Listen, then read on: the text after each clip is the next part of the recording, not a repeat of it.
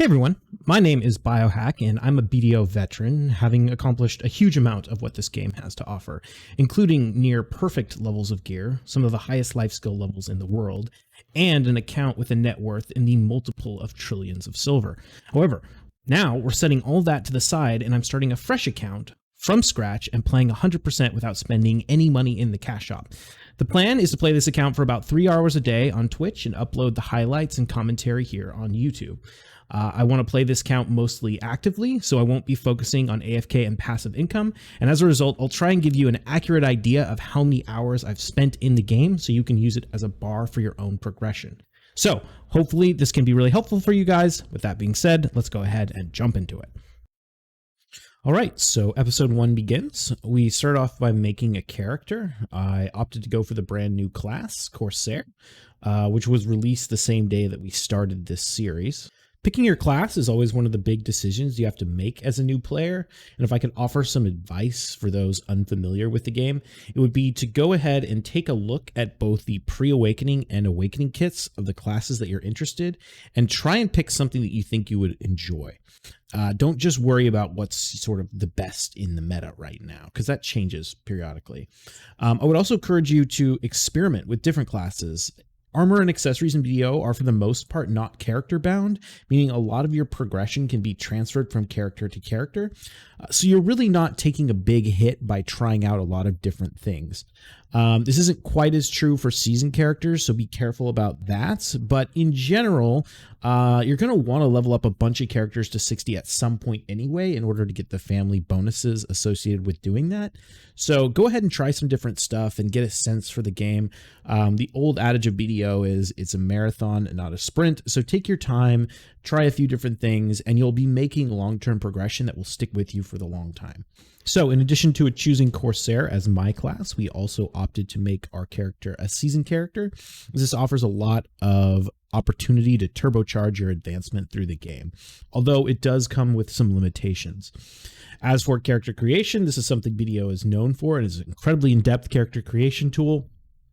I spent a little time optimizing and sort of picking the look of my character, but this isn't really my thing, so I kind of accepted something reasonable and moved on pretty quickly.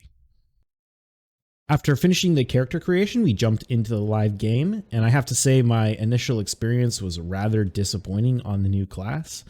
It seems that, unfortunately, Pearl Abyss has really doubled down with this horrible momentum mechanic that they put on the movement for a lot of the new classes, pretty much everything since Archer. It really makes the classes feel very clunky, in my opinion. Some people don't mind it. Many other people's, like me, just hate it. They make it feel like the class is really non-responsive and really awkward to move around. And PA just keeps doing this over and over and over again. We've told them several times, like, this momentum on these classes feels so bad, but I don't know. They just don't care. Once you're doing combat, it's less of a big deal because you're using like abilities to move around and stuff. So I'm going to stick with the class for now and get it up to level 60 before making up my mind about whether or not I'm going to continue playing it for this free-to-play series. But if anyone from PA hears this, please stop doing this.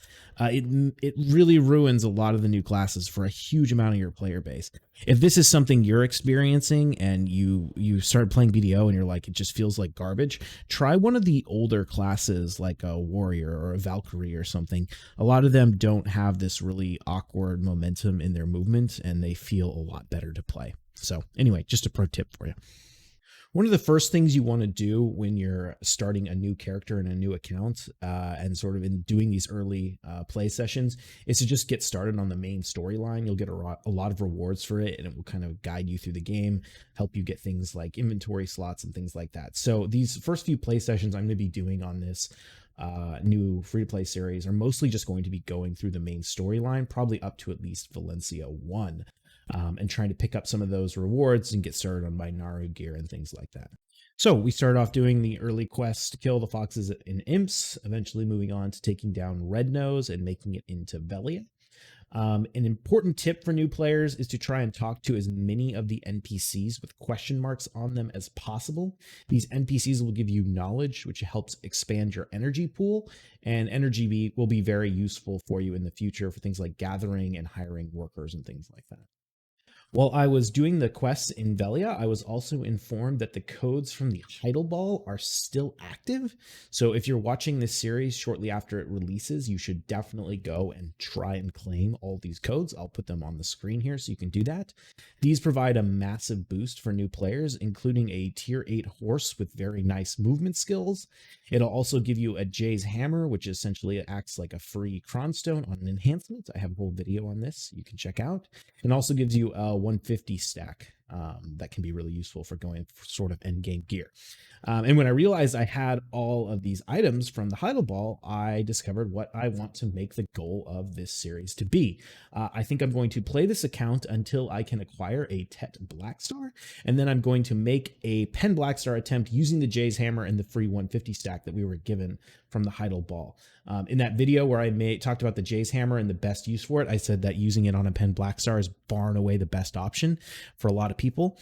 And a number of people gave me a lot of pushback on that, saying it wasn't really feasible for new players, which I think is nonsense. I think those people are just bad at the game, and there's no reason why you shouldn't be able to make a Pen Blackstar attempt with the free resources that you get. Given that these things don't expire for several months. So we're going to go ahead and try and prove that, and that's going to be the goal of this series.